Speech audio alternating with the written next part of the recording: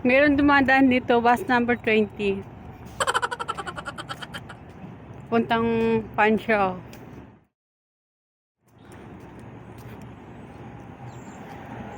Ito yung Waterloo. Ito yung Waterloo Street. Ayan o. Hasty Market. Pag nakikita na itong Hasty Market, Hasty Market, going straight lang to. Yan. Pupunta. Yan. Hasty Market. Diretso lang. Tabi ng London Funeral Home. Okay. Ito. Yan o. Dunda Street.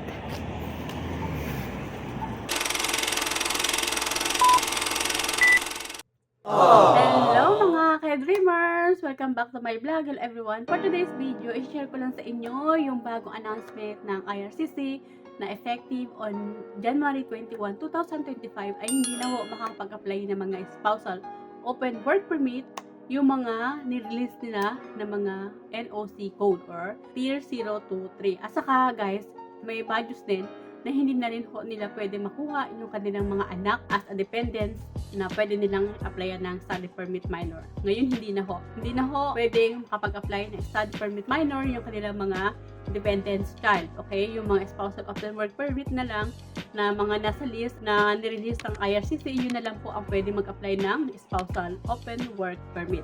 Tier 023 guys. 023.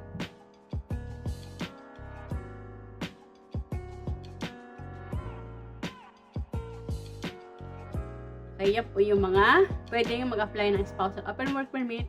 So, bali guys, yung mga low wage skilled worker under ng Tier 4 at saka Tier 5 ay hindi na po sila pwede makapag-apply ng kanilang mga spousal open work permit. Bawal na po, wala na po sila sa list at hindi po sila pwedeng mag-apply ng spousal open work permit kung sila po ay nasa level 4 or level 5. So, ito yung mga nabanggit ko na pwede po mag-apply ng mga spousal open work permit. Kasi nga nagbago na po, nag-fit na po ang Canada sa mga immigrant. Okay, sa mga temporary foreign worker. Kasi dati, last year guys, maluwag talaga.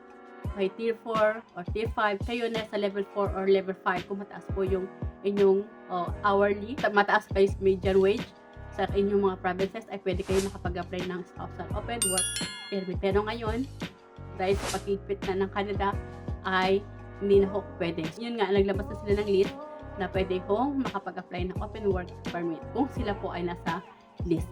Ayun nga guys, na-share ko sa inyo yung mga list na pwedeng makapag-apply ng spousal open work permit. Kayo ay pwede kayong makapag-apply ng mga spousal open work permit kung yung main principal nyo ay nasa Canada at nasa list po ng mga NOC Tier 023.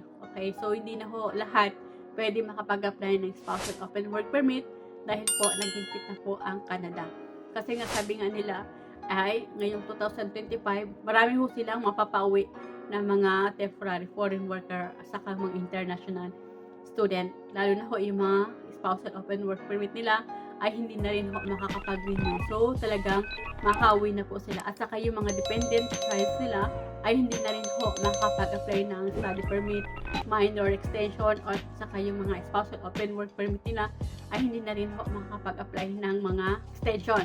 Lalo na ho yung mga nabanggit ko na mga list at kayo ay wala dyan sa list ay hindi na ho kayo makakapag-apply ng inyong panibagong spousal open work permit kung wala po kayo nasa list. Ganun na ho kahigpit ang Canada sa mga spousal open work permit. Dati kasi maluwag sila. As in, maluwag talaga guys. Kaya nag-start na po sila last year at ngayon tuloy-tuloy rin yung paghigpit nila. Kaya marami pong uuwing mga spousal open work permit ngayon at student minor dahil ho hindi na ho sila makapag-apply ng kanilang panibagong permit. Makakapag-extend pa po sila hanggang doon na lang tapos pwede na ho silang umuwi. So kasi po inannounce po yan na marami hong mababawas dito na mga temporary foreign worker. At saka lalo na ngayon, mga Tier 4 at saka 5 ay hindi na rin ho eligible na makapag-apply ng spousal open work permit. So, yung may mga permit, pwede pa po silang makapag-stay, extension, pwede pa sila makapag-apply, pero mag-apply ng panibago ay hindi na ho pwede. Kaya, makaka-uwi na talaga sila guys. Wala na silang choice kasi mahirap mawala ng status dito sa Canada.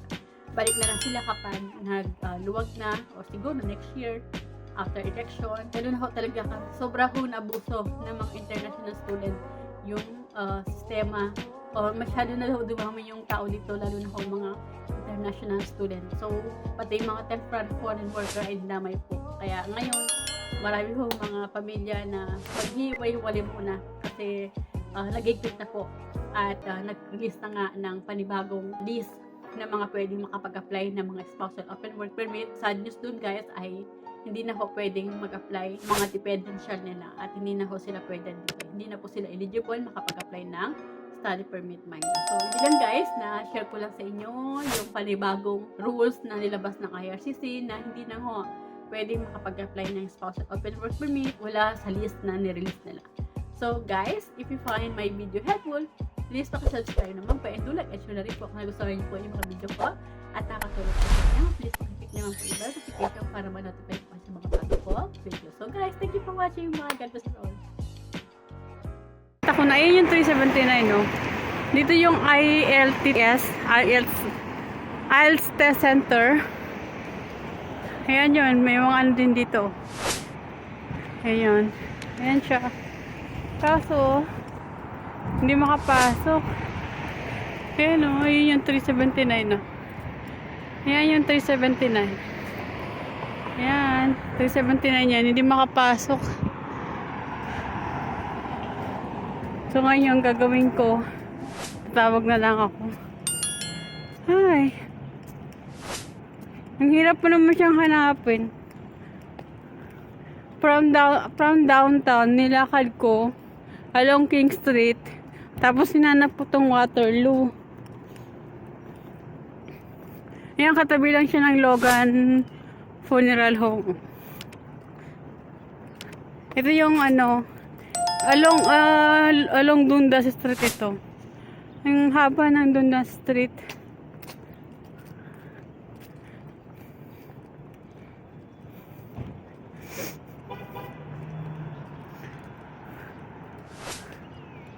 Ang landmark nito along King Street ay yung YMCA.